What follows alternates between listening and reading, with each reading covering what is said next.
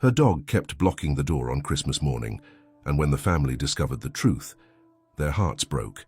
It was supposed to be the happiest day of the year, but Max, the Johnson family's beloved golden retriever, was acting strangely, something no one could ignore. The snow blanketed the quiet suburban neighborhood, and the Johnsons' home was alive with Christmas cheer. The tree glowed softly in the corner, surrounded by neatly wrapped presents. Emma Johnson hummed along to a holiday tune as she finished preparing breakfast, while her daughter, Lily, excitedly poked at her stocking. But amidst the warmth and joy, Max had planted himself firmly in front of the front door, growling softly every time someone tried to approach. At first, the family laughed it off, assuming he was just being protective. "Silly dog. Maybe he thinks Santa is still out there," Lily joked, giggling. Emma bent down to ruffle Max's fur, but his reaction startled her. His ears were pinned back, his eyes darting nervously, and he let out a low, warning bark, a sound they rarely heard from their gentle companion. "What's gotten into him?" Emma wondered aloud, glancing at her husband Mark, who had just stepped into the room holding a tray of coffee mugs. Max's behavior became more unsettling by the minute. He wouldn't budge, his body rigid and blocking the door like a steadfast guardian. Every time the family tried to coax him away with treats or toys, he refused, his attention locked on the door as if he could sense something beyond it. Mark chuckled nervously, trying to lighten the mood. "Maybe he's just excited for his Christmas gift," he said, holding up a new chew toy. But even that didn't work. Instead of wagging his tail or jumping up eagerly, Max whined softly, a sound laced with urgency and sadness. "Should we check outside?" Emma suggested, her voice tinged with concern. The laughter and excitement of the morning faded as a heavy tension filled the room. The family exchanged uneasy glances. Finally, Mark moved toward the door, but as his hand reached for the knob, Max barked loudly, almost lunging to stop him. It was clear. Max wasn't just being stubborn. He was trying to tell them something. What they discovered next would change their Christmas morning forever. The Johnson family froze at Max's sudden outburst. He barked again, loud and insistent, his paws scratching against the wooden floor as if trying to push Mark back from the door. The sound startled Lily, who clutched her favorite stuffed bear tightly. "Why is Max so upset?" she whispered, her young voice trembling. Emma knelt beside Max, trying to calm him. She placed a hand gently on his back, feeling the tension in his muscles. "It's okay, boy," she said soothingly. But Max wouldn't be consoled. His gaze remained locked on the door, his bark replaced by a low, guttural growl that sent chills down Emma's spine. Mark, though hesitant, decided to take charge. "It's probably nothing," he said, more to reassure himself than anyone else. "Maybe a squirrel or a delivery truck spooked him." He motioned for Emma and Lily to step back as he moved toward the door, Max's growls intensifying with every step. Taking a deep breath, Mark slowly turned the knob and cracked the door open. Max lunged forward, barking furiously, but Mark managed to hold him back with one hand. Outside, the snow-covered porch appeared empty, the cold morning air biting against his face. The neighborhood seemed serene. Christmas decorations adorned the houses, and smoke curled lazily from chimneys. But then, Mark noticed something out of place. At the edge of the porch, half buried in snow, lay a crumpled envelope. The handwriting on it was messy, almost hurried, and his name, Mark Johnson, was scrawled across the front. Frowning, Mark picked it up, ignoring Max's frantic barks behind him. "There's nothing here but this," he called back to Emma, holding up the envelope. As soon as Mark shut the door, Max quieted, his barking replaced by a soft whine. The dog's sudden calmness unsettled Emma even more. "What does it say?" she asked, her eyes flicking between Mark and the envelope. Mark carefully opened it, pulling out a single sheet of paper. His face paled as he read the message, the words shaking him to his core. "You don't know me, but I need your help. Please check the woods behind your house. There's no time to explain." Emma's hand flew to her mouth. "What on earth?" she whispered, her voice trailing off. Lily clung to her mother, sensing the rising tension. "Is this some kind of prank?" Mark asked, though his tone betrayed his doubt. He glanced at Max, who was now sitting by the door, his ears perked up and his eyes watching Mark intently, almost as if he understood the significance of the note. "I don't think Max would react like this to a prank," Emma said. "Maybe we should check." "What if someone's hurt?" Mark hesitated, looking out the window at the dense forest behind their property. The idea of venturing out into the cold, snowy woods on Christmas morning felt absurd. But then he looked at Max. The dog was rarely wrong. His instincts had saved them before. "All right," Mark said finally, grabbing his coat. "I'll go take a look." "I'm coming too," Emma said firmly, pulling on her boots. "Lily, stay inside with Max." "No," Lily cried. "I want to come." But Emma knelt down and placed her hands gently on her daughter's shoulders. "Sweetheart, we need you to keep Max company, okay? He'll feel better if you're here with him." Reluctantly, Lily nodded, watching as her parents bundled up and stepped out into the cold. Max whined again, scratching at the door as if protesting their decision to leave without him. The woods behind their house were eerily silent, the snow crunching underfoot as Mark and Emma made their way through the trees. The branches above them swayed gently in the wind, casting long shadows over the pristine snow. "What are we even looking for?" Emma asked, her breath visible in the icy air. "I'm not sure," Mark admitted, holding the note tightly in his gloved hand. "But if someone went to the trouble of leaving this, we can't just ignore it." They walked deeper into the forest, scanning the ground for any signs of disturbance. Then, Emma stopped abruptly, pointing ahead. "What's that?" Mark followed her gaze and saw it, a small bundle of blankets nestled at the base of a tree. His heart raced as he approached, each step feeling heavier than the last. When he reached the bundle, he carefully pulled back the top layer of fabric. Inside was a baby. The infant's cheeks were red from the cold, but it was alive, its tiny chest rising and falling with shallow breaths. "Oh my God," Emma whispered, tears welling up in her eyes. "Mark, it's a baby. Someone left a baby out here." Mark's hands trembled as he picked up the infant, wrapping it tightly in the blankets to shield it from the cold. "Who would do this?" he asked, his voice thick with emotion. But there was no time to dwell on the question. "We need to get back to the house," Emma said urgently. "This baby needs warmth and care now." They turned and hurried back toward their home, their minds racing with questions. Who had left the note? Why had they abandoned the baby? And most importantly, how had Max known something was wrong? As they reached their back porch, Max greeted them with frantic barks, his tail wagging furiously. When he saw the bundle in Mark's arms, he stopped barking and sniffed at it gently, his soft whines filled with concern. Inside the house, Emma quickly prepared a warm space for the baby, while Mark called 911. As they waited for help to arrive, the family couldn't shake the feeling that their Christmas morning had just become part of a much larger mystery. As they waited for emergency responders, Emma rocked the baby gently in her arms, her heart aching for the tiny, fragile life she held. The infant stirred slightly, its soft cries muffled by the warm blanket. "She's so small," Emma whispered. "Mark, who could have done this?"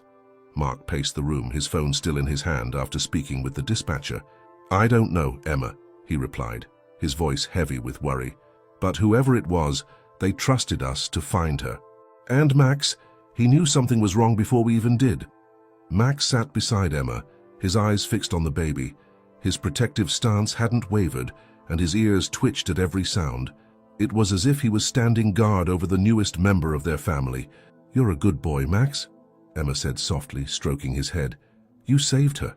The sound of sirens approaching broke the tension in the room. Mark rushed to the door and opened it just as two paramedics stepped onto the porch. Their faces shifted from professional calm to visible surprise when they saw the baby in Emma's arms. "This is the baby we called about," Mark said, gesturing for them to come inside. "We found her in the woods behind our house." The paramedics quickly assessed the baby's condition, their expressions softening as they confirmed she was stable. "She's a fighter," one of them said with a small smile. "It's amazing she's doing this well after being out in the cold." As the paramedics prepared to transport the baby to the hospital for further evaluation, one of them turned to Mark and Emma. "Do you have any idea who might have left her there?" he asked. Mark shook his head. "No, Sue, but we found this note on our porch," he said, handing it over. The paramedic read it carefully, his brow furrowing. "This is odd," he muttered. "We'll make sure this gets to the authorities. Hopefully, it'll help them figure out what's going on." As the ambulance pulled away, Emma stood on the porch, clutching Mark's arm. "I hope she'll be okay," she murmured, tears glistening in her eyes. "She will be," Mark said, his voice firm. "She's strong. And whoever left that note, they knew we'd find her in time." But the mystery didn't end there. The next morning, Mark was sipping his coffee when he heard Max growl softly. The dog was standing by the living room window, his nose pressed against the glass. Mark joined him, peering outside. At first he saw nothing unusual, just the fresh blanket of snow that had fallen overnight, but then movement caught his eye. A figure was standing at the edge of the woods, partially obscured by the trees. The person was bundled in a heavy coat and hat, their features hidden. They seemed to be watching the house. Mark's pulse quickened. "Emma!" he called, keeping his voice low. "Come here." Emma hurried to his side, her eyes widening when she saw the figure. "Do you think it's—" "I don't know," Mark replied, "but I'm going to find out." "Mark, wait," Emma said, grabbing his arm. "What if it's not safe?" Mark hesitated, looking back at her. "Max will come with me. He'll warn me if anything's wrong." Emma nodded reluctantly, her worry evident. "Be careful." Mark slipped on his coat and boots, Max following close behind. As they stepped outside, the cold air stung his face. He approached the figure slowly, his heart pounding with every step. When he was about 20 feet away, the figure turned and began to walk into the woods. "Wait," Mark called out. "I just want to talk." The person paused for a moment, but didn't turn back. Instead, they raised a hand as if gesturing for him to stay where he was, and then disappeared into the trees. Max barked once, but Mark held him back. "Let them go, boy," he said softly. "They're not ready to talk yet." Back inside, Mark recounted what had happened to Emma. "Whoever they are, they're watching," he said. "But I don't think they mean any harm. If they did, they wouldn't have left the baby on our porch." Emma nodded, though her concern hadn't faded. "Do you think they'll come back?" "I don't know," Mark admitted. "But we need to be ready if they do." Over the next few days, the family remained on edge, watching the woods for any signs of the mysterious figure. Max seemed more alert than ever, his ears constantly perked and his nose twitching, as if he could sense something the humans couldn't. And then, one evening, there was another knock at the door. Mark and Emma exchanged a glance, their hearts racing. Max was already at the door, his tail wagging cautiously. This time, when Mark opened the door, there was no one there, only another envelope. Inside was a photograph of the baby, swaddled in the same blankets they'd found her in. On the back, a single line was written: "Thank you for saving her, she's in danger." Mark's blood ran cold as he read the words aloud. Emma gasped, her hand flying to her mouth. "What does that mean?" she asked, her voice trembling. "I don't know," Mark said, his mind racing. "But whoever left this knows something, and if she's still in danger, we need to figure out why." Max barked softly, as if to say, "I'm ready." Mark placed a hand on the dog's head, his resolve hardening. "We'll find out the truth," he said. "No matter what it takes." Emma's mind raced as she struggled to understand Bella's sudden transformation. The dog that had been a loyal, calm companion now seemed consumed with urgency, her actions growing more desperate by the second. Bella barked, scratched at the door, and even let out a sorrowful whimper as if pleading with Emma to act. "I can't ignore this anymore," Emma muttered, her voice trembling as she grabbed her coat. She opened the door, and Bella immediately darted outside into the snow-covered yard, barking with renewed intensity. Emma followed, her boots crunching on the icy ground as she struggled to keep up. Bella led Emma through the backyard, her paws creating a trail in the freshly fallen snow. The dog's behavior was unlike anything Emma had ever seen. She moved with purpose, occasionally pausing to glance back at her owner, as though urging her to hurry. "Where are you taking me, girl?" Emma whispered, clutching her coat tighter against the biting wind. After what felt like an eternity, Bella stopped near the old oak tree that marked the edge of their property. She began pawing at the ground, her barks replaced with low, mournful whines. Emma's heart pounded as she knelt beside Bella, who had unearthed a small, weathered wooden box hidden beneath a thin layer of snow. With shaking hands, Emma picked up the box and opened it. Inside were faded photographs and letters, their edges yellowed with age. Her breath caught as she recognized the faces staring back at her from the photographs, her parents, smiling warmly, holding a tiny baby wrapped in a blue blanket. It was her. What is this?" Emma murmured, her voice barely audible over the howling wind. She sifted through the letters, her fingers trembling as she unfolded one. It was written in her mother's handwriting. The letter revealed a secret Emma had never known. Her parents had been deeply involved in helping disadvantaged families in the community, using their resources to provide food, shelter, and medical assistance. They had done it all quietly, never seeking recognition, but one line in the letter sent chills down Emma's spine. "Emma, if you're reading this, it means something we never anticipated has come to light. There's more you need to know. Find the journal in the attic. It holds the answers." Emma clutched the letter to her chest, tears streaming down her face. Her parents had always been her heroes, but she had no idea of the depth of their sacrifices. Bella nudged Emma's hand gently, as if to comfort her. "I understand now," Emma said softly, her voice breaking. "You're trying to guide me." Determined to uncover the truth, Emma rushed back to the house, Bella trotting faithfully by her side. She climbed the creaky attic stairs, her heart racing as she searched through dusty boxes and forgotten keepsakes. Finally, tucked away in a corner, she found an old leather-bound journal with her father's initials engraved on the cover. Flipping through the pages, Emma uncovered a detailed account of her parents' efforts to help families in need. The journal was filled with names, dates, and stories of lives they had touched. But toward the end, the entries became darker. Her father had written about threats they had received from powerful individuals who saw their altruism as a threat to their own selfish interests. One passage stood out. "We've done what we can, but the danger is real. They've warned us to stop, but we can't turn our backs on those who need us. If something happens to us, Bella will know. She'll protect Emma and lead her to the truth." Emma's breath hitched as she realized the gravity of her parents' words. Everything Bella had done, the barking, blocking the door and leading her to the box, had been part of her parents' plan to ensure their legacy of kindness and courage would not be forgotten. "She knew," Emma whispered, looking at Bella, who gazed back at her with calm, understanding eyes. "You've been protecting me all along." But the journal also hinted at unfinished business. There were names of people her parents had been helping before their deaths, people who might still be in danger. Emma knew she couldn't ignore this. Her parents had risked everything to do what was right. And now it was her turn. Bella let out a soft bark, as if encouraging her. Emma nodded, her resolve strengthening. "We're not done yet, Bella," she said. "We'll finish what they started." With the journal in hand, Emma sat down at her kitchen table, poring over the entries late into the night. The snow continued to fall outside, blanketing the world in a cold, quiet stillness. But inside, a fire burned brightly within Emma, a determination to honor her parents' legacy and uncover the full truth of what had happened to them. As Bella lay at her feet, Emma couldn't shake the feeling that this was only the beginning. The secrets her parents had hidden were more complex than she had ever imagined, and the path ahead would be fraught with challenges. But she wasn't alone. With Bella by her side, Emma felt ready to face whatever lay ahead. Together they would uncover the truth, no matter how heartbreaking it might be. As dawn broke over the snow-covered landscape, Emma sat at the kitchen table, her parents' journal open before her. The revelations from the night before swirled in her mind, each entry pulling her deeper into their world of quiet heroism and selfless acts.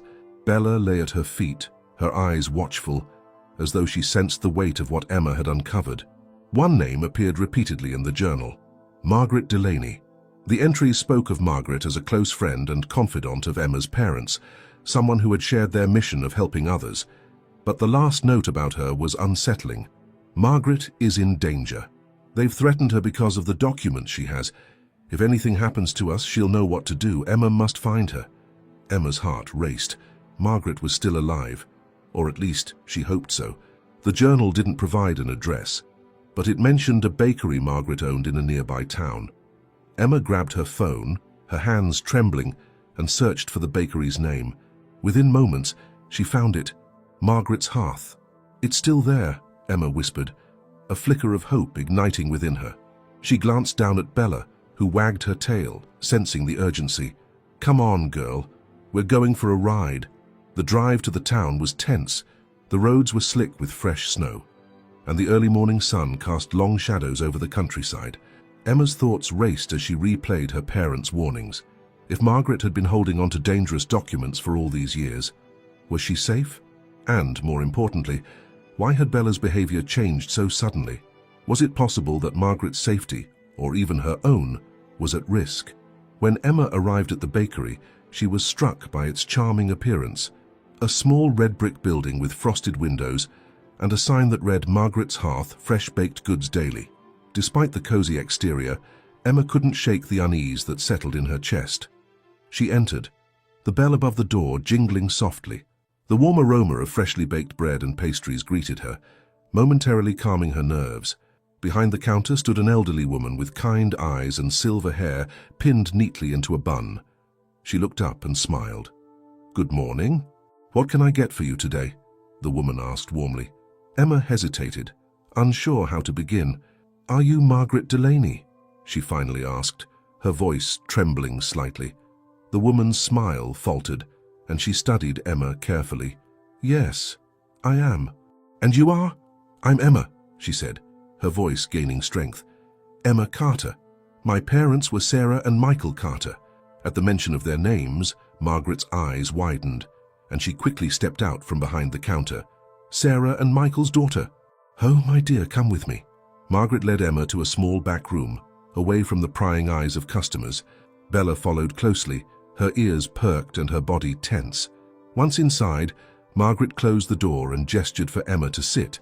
"I never thought I'd see you," Margaret said, her voice tinged with sadness. "Your parents were remarkable people. What brings you here after all this time?" Emma pulled the journal from her bag and placed it on the table. "I found this. It led me to you. It says you have documents, something they entrusted to you." Margaret's face grew serious. She glanced around the room, as though ensuring no one could overhear them. "They did, and I've kept them safe all these years, waiting for the day someone would come for them." "But Emma, you must understand, these documents are dangerous. They expose powerful people who would do anything to keep their secrets hidden." Emma's heart pounded. "Why now? Why is Bella acting like this? It's as if she knows something I don't." Margaret studied Bella, who sat alert at Emma's feet. "Animals have instincts we can't fully comprehend. Maybe she senses the urgency, or maybe your parents trained her for this moment. Either way, the timing isn't a coincidence." Margaret stood and retrieved a small locked box from a hidden compartment in the wall. She placed it on the table and handed Emma a key. "This is everything your parents entrusted to me. Bank records, letters, and evidence of the corruption they were fighting against. But once you open it, there's no going back. Are you ready for this?" Emma hesitated, her fingers brushing against the key. The weight of her parents' legacy bore down on her, but she felt a growing determination. "I have to know the truth. For them. For me." She unlocked the box and carefully removed its contents. Inside were stacks of papers, photographs, and a USB drive. As Emma skimmed through the documents, the scale of her parents' mission became clear. They had uncovered a network of corruption that stretched far beyond what she had imagined. Local officials, influential business people, and even law enforcement were implicated. Margaret placed a hand on Emma's shoulder. "They wanted you to finish what they started. But be careful, Emma. These people won't stop to protect their secrets." Emma nodded, her resolve solidifying. "I won't let their sacrifices be in vain. Bella and I will see this through." As she gathered the documents, Emma knew the road ahead would be perilous. But with Bella by her side and her parents' courage guiding her, she was ready to face whatever lay ahead. The truth was waiting, and Emma was determined to uncover it no matter the cost. The weight of the documents pressed heavily on Emma's mind as she left Margaret's bakery. The revelations were staggering and the stakes higher than she could have anticipated. Bella, always by her side, walked with purpose, her steps in sync with Emma's growing determination. As Emma settled into her car, she realized the first challenge would be figuring out who to trust. The documents implicated several local officials, making it impossible to turn to the authorities without risking exposure. Margaret had been clear. The people her parents fought against would stop at nothing to bury the truth. Back home, Emma spread the contents of the box across her dining table. Photographs of shadowy meetings, records of suspicious transactions, and a flash drive labeled "For Emma" painted a vivid picture of her parents' mission. The flash drive beckoned her, but she hesitated. What if opening it unleashed more danger than she was prepared for? Bella nudged her leg, as if encouraging her to continue. Taking a deep breath, Emma inserted the flash drive into her laptop. The screen lit up with a single folder, Carter Files. Inside were dozens of files, videos, emails, and scanned documents. Among them was a video file labeled To Emma. She clicked it. Her parents' faces appeared, their expressions both somber and loving.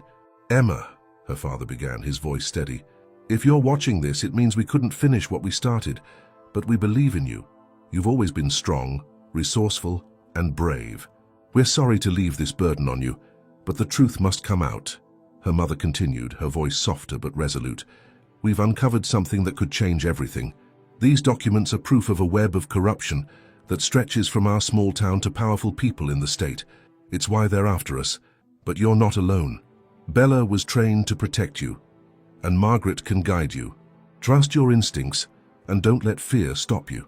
Tears streamed down Emma's face as the video ended.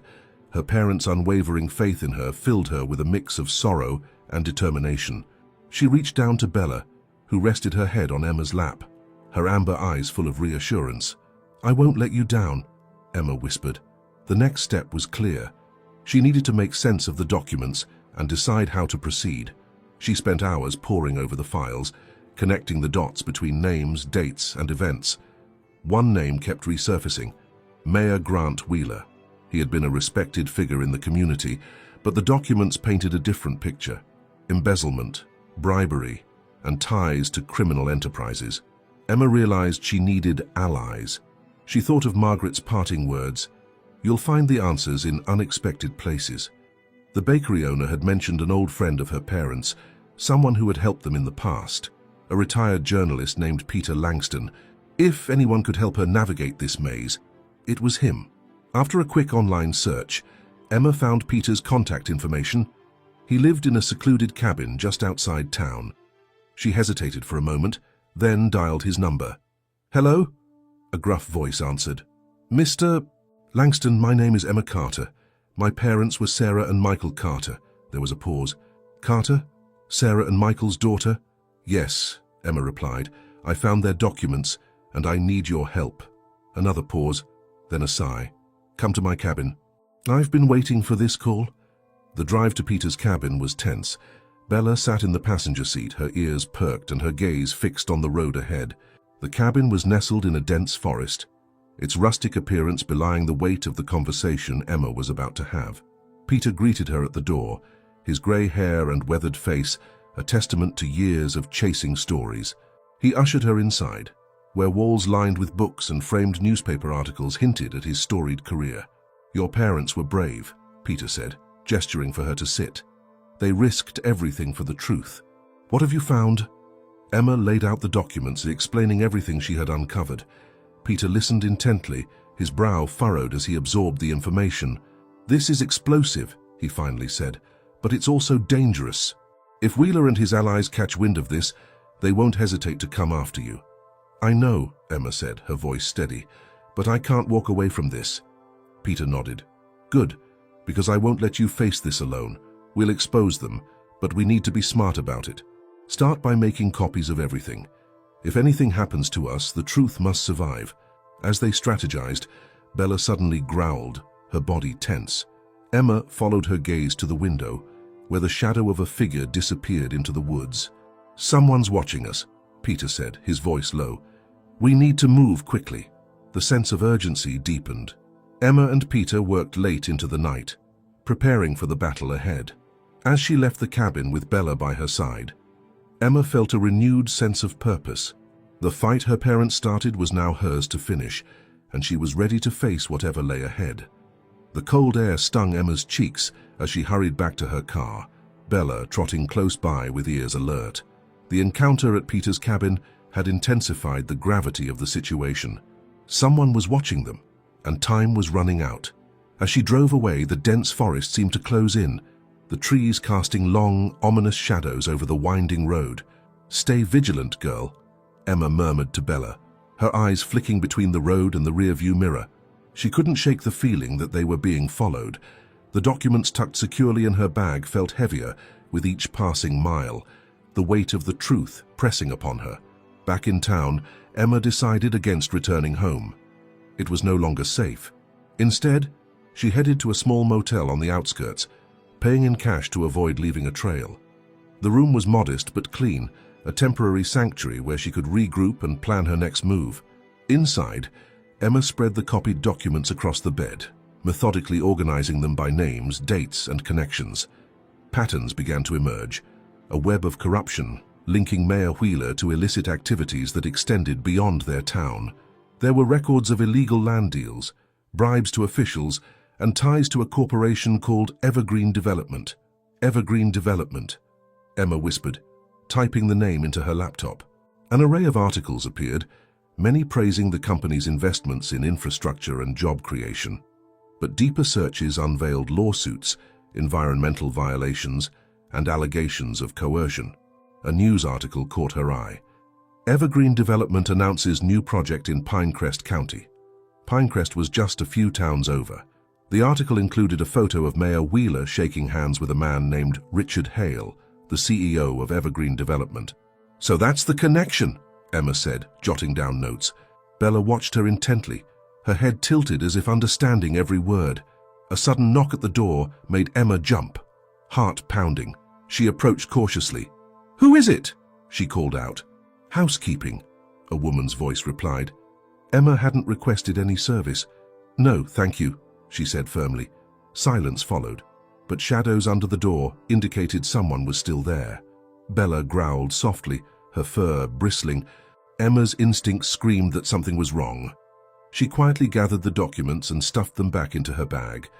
Looking around, she spotted a window in the bathroom that led to the back alley. "Come on, Bella," she whispered. They slipped into the bathroom, and Emma carefully opened the window.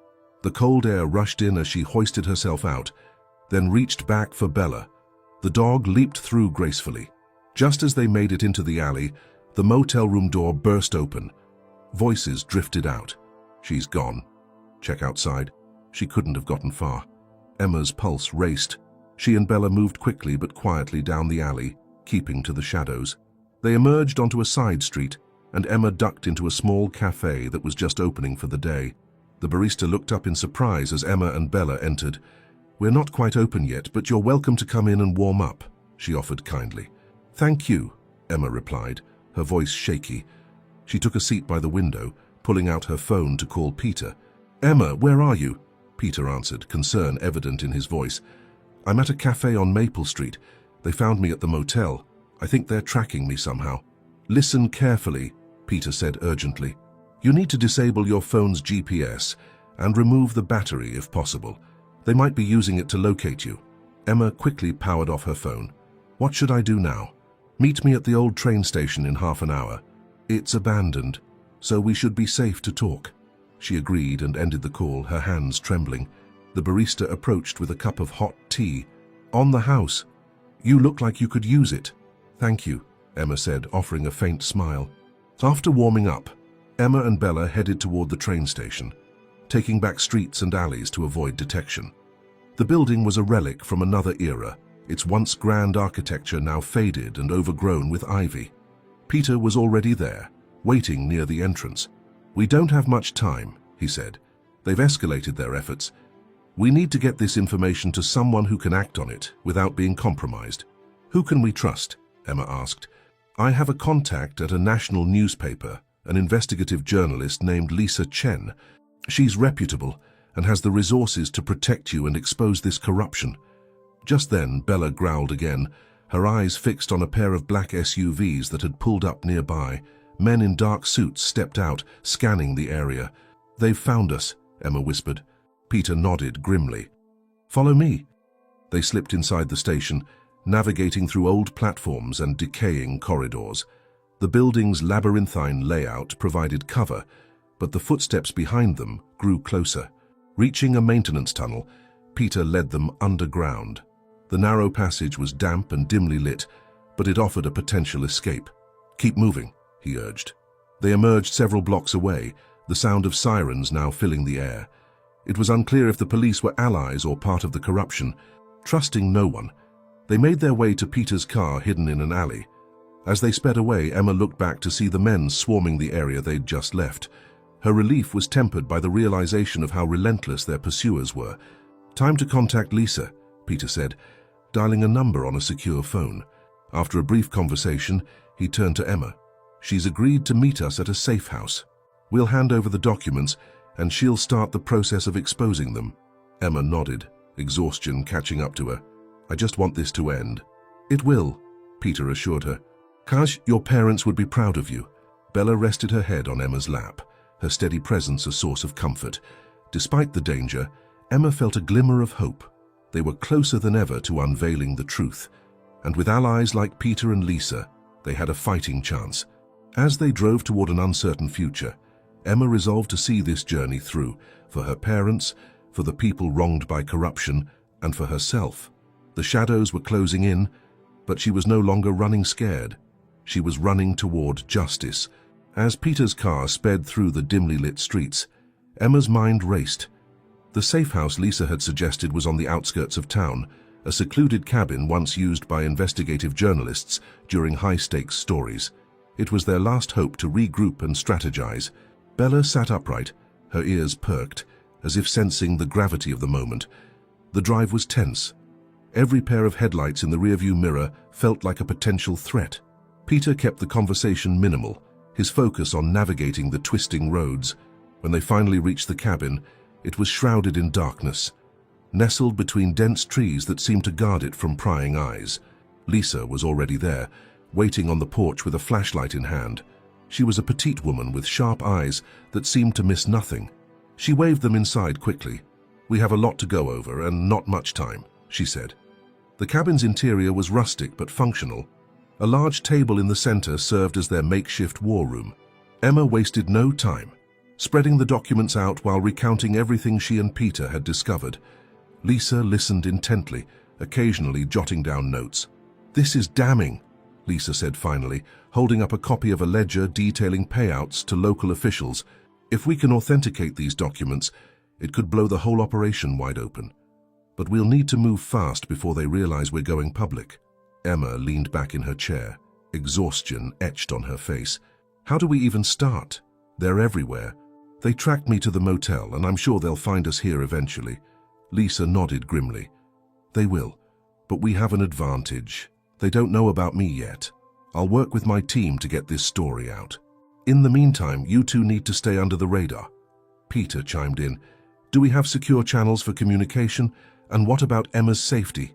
Lisa pulled out a satellite phone and handed it to Peter. This is encrypted. Only use it in emergencies. As for Emma, I've arranged for a safe location, but we need to act quickly. Before they could finalize their plans, Bella let out a low growl, her body tense as she faced the door. Emma's heart sank. They're here, she whispered. Lisa extinguished the lights, plunging the cabin into darkness. Peter motioned for Emma and Bella to stay low while he peered out the window. A pair of SUVs had parked at the edge of the property. Men in dark suits were fanning out, flashlights cutting through the night. We have to move, Peter hissed. Now. Lisa grabbed a laptop and stuffed the documents into a waterproof bag. There's a back exit that leads to a trail. Follow it to the river. I'll stay and buy you time. No, Emma protested. You'll be caught.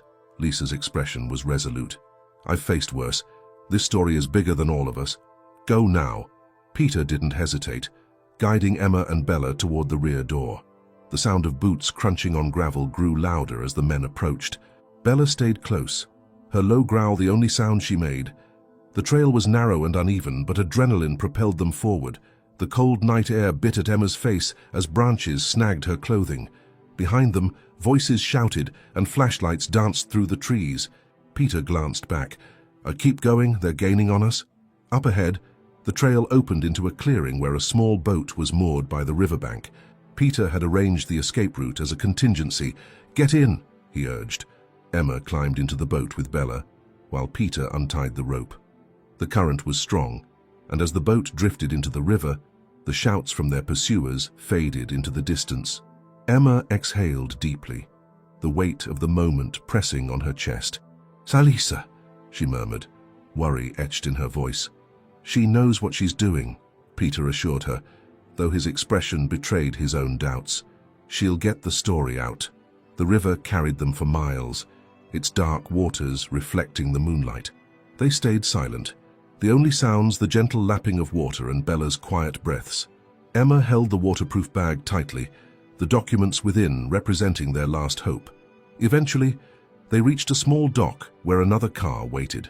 Peter helped Emma out of the boat and into the vehicle. This will take us to a safe house farther out. From there, we can monitor the situation.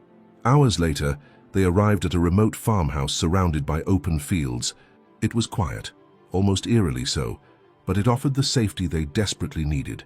Inside, Emma collapsed onto a worn couch while Peter secured the perimeter. Bella curled up beside her, her presence a comfort amidst the chaos. Emma ran her fingers through the dog's fur, grateful for her unwavering loyalty. Peter returned, his face lined with fatigue. "We're clear for now," he said. "But this is far from over." As dawn broke, Emma's phone buzzed. A message from Lisa sent through a secure channel. It read, "The story is live. Brace yourselves." Emma's heart raced as she opened a news site on Peter's laptop. The headline read, "Small-town corruption exposed. Mayor and officials under investigation." The article detailed every connection, every payout, and every betrayal uncovered in the documents. "We did it," Emma whispered, tears streaming down her face. Peter placed a reassuring hand on her shoulder. "This is just the beginning. They'll fight back, but now the world knows." Bella barked softly, as if in agreement. For the first time in days, Emma felt a glimmer of hope. They had turned the tide, but the battle for justice was far from over. Together they would see it through. The farmhouse kitchen was dimly lit, the morning sunlight filtering through the lace curtains. Emma sat at the worn wooden table, clutching a mug of coffee with trembling hands. The news was spreading like wildfire. Lisa's article had gone viral, garnering national attention. Social media buzzed with outrage as citizens from their town and beyond shared the revelations. Peter entered the kitchen, his laptop under one arm and a walkie-talkie in hand. "It's a circus out there," he said, setting the laptop down. "The mayor's office is barricaded and reporters are swarming the building. Law enforcement has been split. Some officers loyal to Wheeler, others demanding an investigation." Emma's stomach churned. "Do you think they'll come after us again?" Peter nodded solemnly. "They will. But now, with the story out, they'll have to tread carefully. Public scrutiny is our best shield." Bella, lying at Emma's feet, perked up at the sound of a distant vehicle. Her ears twitched, and she let out a low, warning growl. Emma froze, her eyes meeting Peter's. "Do you think?" Peter held up a hand, silencing her. He grabbed the walkie-talkie and spoke into it. "Are we expecting anyone?" A crackly voice replied, "No, all clear on my end." Peter motioned for Emma to stay put. He reached into a drawer and pulled out a handgun, tucking it into his waistband. Bella followed him to the door, her hackles raised. Peeking through the curtains, Peter spotted a black sedan idling at the edge of the property. Its windows were tinted, obscuring the occupants. "Stay here," he whispered to Emma, stepping outside. The cold air stung as Peter approached the car, his every sense on high alert. The driver's window rolled down, revealing a middle-aged man in a sharp suit. He raised his hands in a gesture of surrender. "I'm not here to cause trouble," the man said, his voice calm but firm. "My name is Robert Langston. I'm a federal investigator." Peter's eyes narrowed. "Federal, huh? Let's see some ID." The man complied, handing over his badge and credentials. Peter scrutinized them, his jaw tight. "Why are you here?" Langston glanced at the farmhouse. "I need to speak with Emma Hart. What she's uncovered has implications far beyond your town." Peter hesitated, then nodded toward the house. "Follow me, but don't try anything." Inside, Emma stood as they entered, her expression wary. Langston introduced himself, taking a seat at the table. "Miss Hart, I've read Lisa Chen's article and reviewed the evidence she submitted. I need you to understand the magnitude of what you've exposed." Emma's grip tightened on her coffee mug. "And what do you mean?" Langston leaned forward, his tone grave. "The corruption in your town is part of a much larger network. Evergreen Development is just the tip of the iceberg. They've been laundering money, coercing officials and silencing whistleblowers across multiple states." Peter folded his arms. "So why come to us? Why not handle this on your own?" Langston sighed. "We need Emma to testify. Her first-hand account and the original documents are crucial to building a case. Without her, the investigation stalls." Emma's heart sank. Testify? In court? Yes, Langston said gently. It's risky, but you'll be under federal protection. We'll relocate you and provide round-the-clock security, Peter interjected. And what happens if they find her before that? They've already proven they'll stop at nothing. Langston's jaw tightened. That's why we need to move quickly. I have a safe house ready.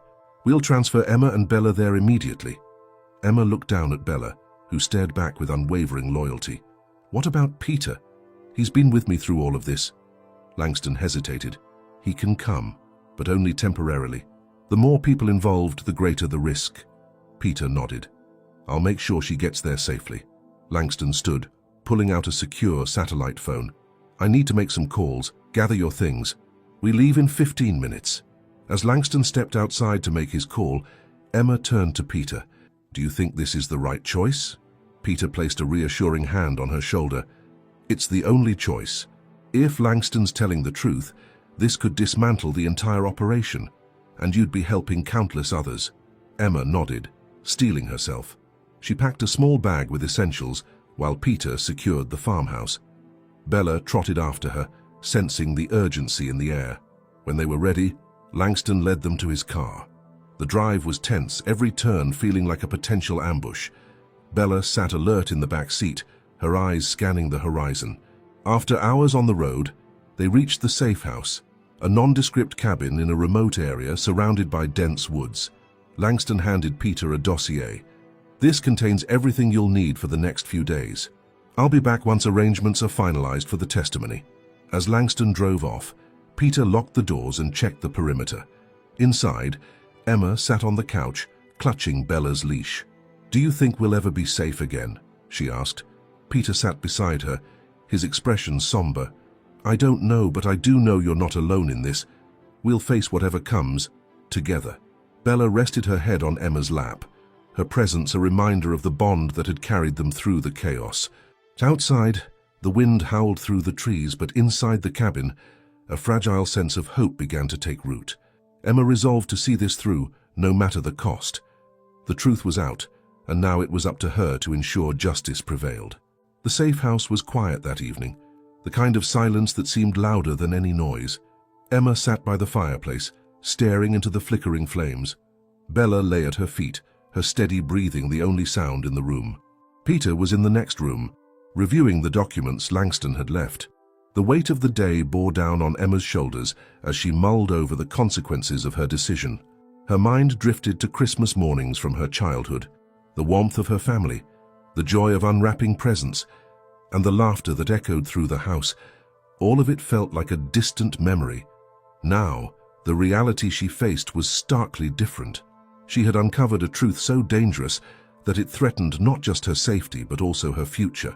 Emma, Peter called, stepping into the room.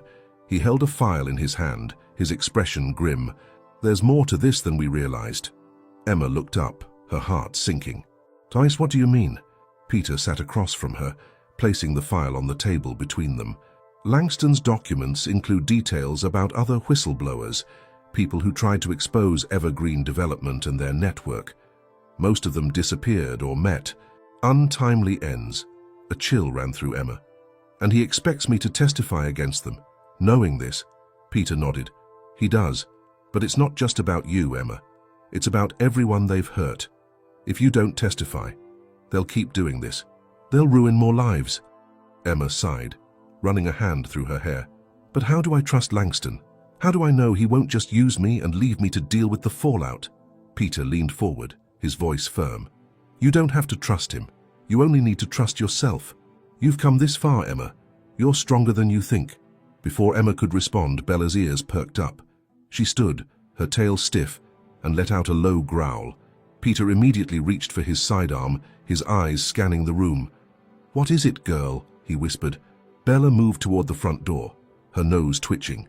Peter gestured for Emma to stay back as he approached the window, peering out into the darkness. The forest beyond was bathed in shadows, the moonlight barely illuminating the dense trees. I don't see anything, Peter murmured, but Bella's growling intensified. Emma's pulse quickened. Do you think someone's out there? Peter didn't answer immediately. Instead, he moved toward the door, Unlocking it silently and stepping outside, Bella followed closely, her posture tense. Emma watched from the doorway, her hands gripping the frame. The air was cold, and the only sound was the rustling of the trees in the wind. Peter scanned the perimeter, his flashlight cutting through the darkness. Bella sniffed the ground, moving with purpose. Suddenly, she stopped, her head snapping toward the tree line. A low bark escaped her, and Peter turned his flashlight in the same direction.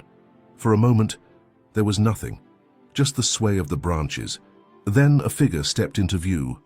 "Who's there?" Peter demanded, raising his weapon. The figure raised their hands, stepping closer. As they emerged from the shadows, Emma recognized them. It was Langston. "What are you doing here?" Peter asked, his voice edged with suspicion. Langston approached cautiously, his breath visible in the cold air. "I had to come back. There's been a development. They know where you are." Emma's heart sank. "What? How?" Langston shook his head. "I don't know, but they've been mobilizing. My sources say they'll make a move tonight. We need to leave, now." Peter frowned. "How did they find us? This location was supposed to be secure." Langston's expression darkened. "There's a leak in my team. Someone tipped them off. I barely got here ahead of them." Emma glanced at Bella, who stood protectively by her side. "What do we do?" she asked, her voice trembling. Langston gestured toward the car parked down the hill. "I have another safe house ready. It's farther out, more secluded, but we need to go now." Peter hesitated, his eyes narrowing. "How do we know we can trust you? For all we know, you could be leading us into a trap." Langston met his gaze, his tone resolute. "You don't. But if we stay here, you'll find out the hard way that I'm telling the truth." A tense silence followed. Then Emma spoke, her voice steady. "We go." Peter glanced at her, then nodded reluctantly. "Fine. But I'm driving." They quickly packed their things, leaving no trace behind. Bella barked once, her gaze fixed on the distant forest, as if sensing the danger lurking there. Emma placed a hand on her head, whispering, "It's okay, girl. We'll be safe." As they loaded into Langston's car, Emma couldn't shake the feeling that this was only the beginning of a long and perilous journey. The headlights cut through the darkness as they sped away, leaving the safe house behind. In the rearview mirror, Emma thought she saw movement, shadows darting between the trees. But as the car turned a corner and the forest faded from view, she pushed the thought aside. For now, all they could do was keep moving forward. As the car sped through the winding forest roads, Emma sat in the back seat with Bella resting her head on her lap. Langston was in the passenger seat, giving Peter directions, while Peter drove with a steady focus. The glow of the dashboard illuminated their tense expressions, and the silence in the car was broken only by the hum of the engine. Emma's mind raced, piecing together the fragments of the situation. She had chosen to trust Langston again, but doubt lingered in her heart. She glanced at him, his face illuminated by the passing streetlights. "Where exactly are we going?" she asked, her voice firm but tinged with unease. Langston turned slightly toward her. "An old hunting lodge about an hour from here. It's off the grid, surrounded by dense woods. They'll have a hard time tracking us there." Peter frowned, his grip tightening on the steering wheel. "And how do you know they haven't already followed you?" Langston's jaw tightened. "I made sure I wasn't followed. Trust me, I wouldn't put any of you at risk." Peter let out a short laugh, devoid of humor. "Trust isn't something you've exactly earned, Langston." Emma intervened, her voice cutting through the tension. "We don't have time for this. Right now, we need to focus on staying ahead of whoever is after us." Langston nodded in agreement. "She's right. Once we're at the lodge, we can regroup and figure out our next move." The car fell silent again, and Emma's thoughts drifted to Christmas mornings long past. This one was far from what she had imagined. Instead of the warmth of family and festive cheer, there was fear, uncertainty, and the looming shadow of danger. Bella let out a soft whimper, snapping Emma out of her thoughts. She stroked the dog's fur soothingly, whispering, "It's okay, girl. We'll get through this." Suddenly, the headlights illuminated a figure standing in the middle of the road. Peter slammed on the brakes, and the car screeched to a halt. Everyone was jolted forward, and Bella barked sharply, her body tense. "What the hell?" Peter muttered, squinting through the windshield. The figure, shrouded in the darkness of the forest, didn't move. Langston unbuckled his seatbelt, his hand instinctively going to his side where he kept a concealed weapon. "Stay here," he said firmly. Opening the car door, Peter was quick to follow. "You're not going out there alone." Emma leaned forward, her heart pounding. "Be careful." Langston and Peter stepped out into the cold night, the sound of the car engine idling behind them. The figure still didn't move, standing eerily still in the middle of the road. Langston called out, "Hey, who are you? What do you want?" There was no response. Langston and Peter exchanged a glance before cautiously moving closer. As they approached, they realized the figure wasn't a person.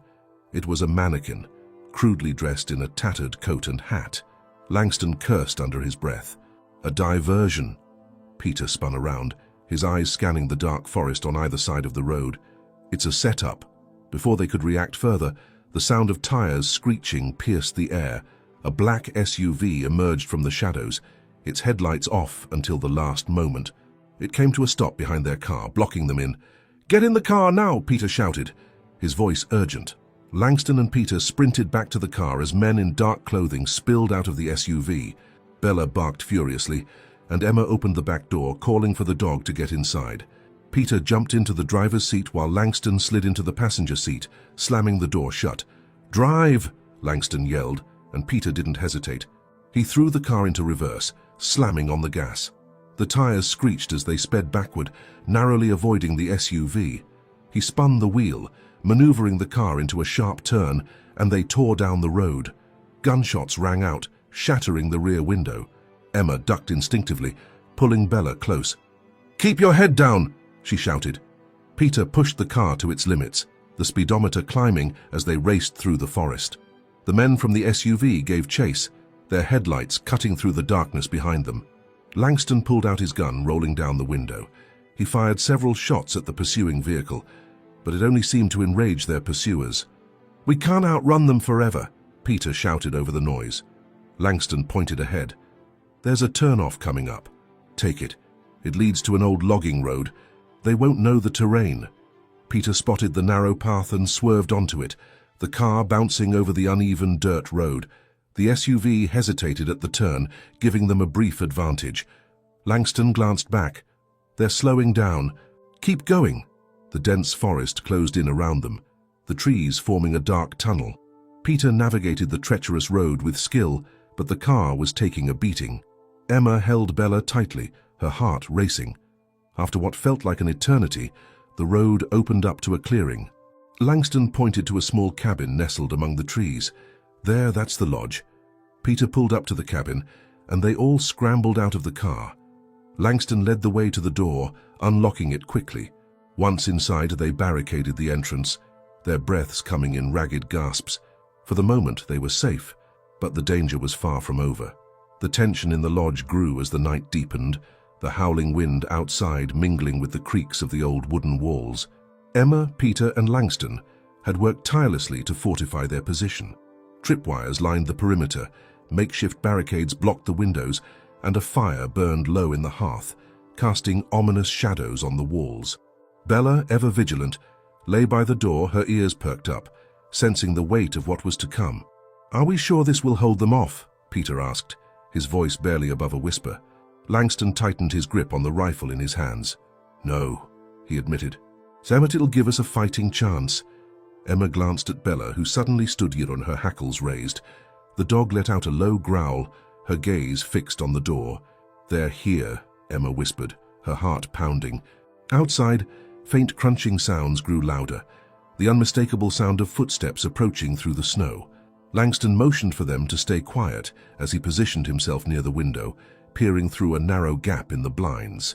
His jaw tightened. "It's them." Emma's stomach churned. The shadows outside multiplied, figures moving with practiced precision.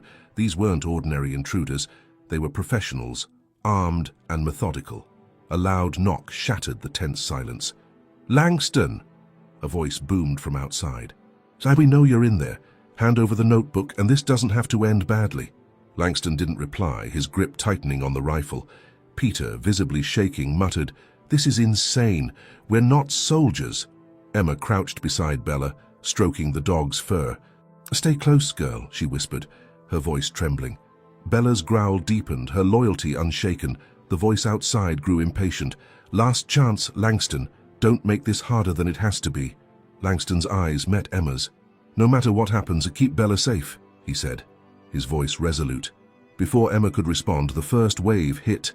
A deafening crash shattered the front door as the intruders stormed the lodge. Chaos erupted. Langston fired the first shot, the recoil reverberating through the room. Peter scrambled for cover, knocking over a table in his panic. Emma grabbed a heavy wooden plank, ready to defend herself. Bella, undeterred by the commotion, lunged at the nearest intruder, her ferocious bark startling him. The man stumbled back, giving Langston an opening to disable him with a well-placed shot. "Upstairs! Go!" Langston shouted. Emma and Peter didn't hesitate, retreating up the narrow staircase with Bella at their heels. The upper floor offered little sanctuary, with only a single room and a boarded-up window. Emma barricaded the door as best she could, while Peter fumbled to reload a weapon Langston had handed him earlier. "I don't know how to use this," Peter hissed, his hands shaking. "Figure it out," Emma snapped, adrenaline taking over. "We don't have a choice." Downstairs, the battle raged. Langston held his ground, moving with calculated precision as he picked off the intruders one by one, but their numbers seemed endless, and his ammunition was dwindling. Upstairs, Bella's growl intensified.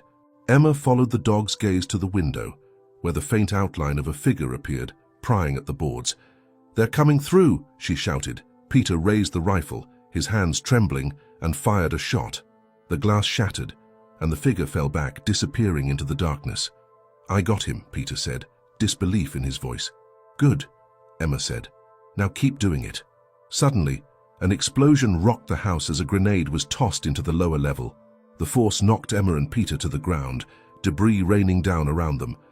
Bella barked frantically, her body shielding Emma from falling splinters. Langston's voice rang out from below. "Go! Now!" Emma hesitated, torn between staying and following Langston's command. "Phyllis, we can't leave him," she yelled to Peter. "He's buying us time," Peter argued, pulling her toward the window. "We have to get out of here." Reluctantly, Emma grabbed Bella's collar and climbed out the shattered window, Peter following close behind. The cold night air stung her face as they scrambled down the roof and into the snow below. Behind them, the lodge was engulfed in flames, the glow lighting up the night sky.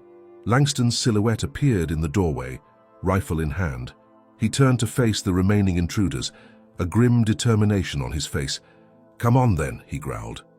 Emma choked back a sob as the lodge erupted in a final explosion, the force knocking her and Peter to the ground. Bella whimpered, curling close to Emma as the flames consumed the building. The dawn broke over the smoldering ruins of the lodge, the once pristine snow now darkened with ash and debris. Emma sat with Bella by her side, her arms wrapped tightly around the dog. Peter paced nearby, his face pale and drawn. "Langston," Emma whispered, her voice cracking. Peter shook his head. He knew what he was doing. "He gave us a chance." The sound of approaching vehicles broke the heavy silence. Emma tensed, but it wasn't the enemy. It was the authorities, alerted by the distant explosions. Uniformed officers and rescue personnel swarmed the area, their faces a mix of concern and determination. Emma stood, clutching the notebook Langston had sacrificed everything to protect. She approached the lead officer, her resolve hardening. "This," she said, holding out the notebook, "is why they came for us. It's proof of everything." The officer took the notebook, his expression grave as he flipped through its pages. "Cyrus will make sure this gets into the right hands," he assured her. "See that it does," Emma said firmly. "People need to know the truth." As the authorities secured the scene and began their investigation, Emma knelt beside Bella, burying her face in the dog's fur. "We did it, girl," she whispered. "We made it." Peter joined her, his hand resting on her shoulder. "What now?" he asked.